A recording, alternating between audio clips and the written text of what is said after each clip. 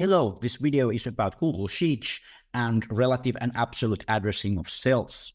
I will first here create a new Google Sheets and I will zoom a little bit that we can see more easily what I'm doing.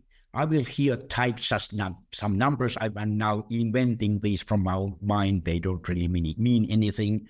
And then I will have here another column of numbers. And then we will do some calculation. And I will do this multiplication calculation here, and we can see always from here what this was, what was inside of this cell. So here was B5 times C5. And now when I copy paste this address will change. So here we have B6, C6, B7, C7, and so on. What if we had here some number that we didn't want to be changed during this copy paste? For example, I typed here to D3 number 20, and now I will write again that B5 multiplied by C5 added to this D3. Now we know that if I copy paste this D3 will also change and it will go then wrong.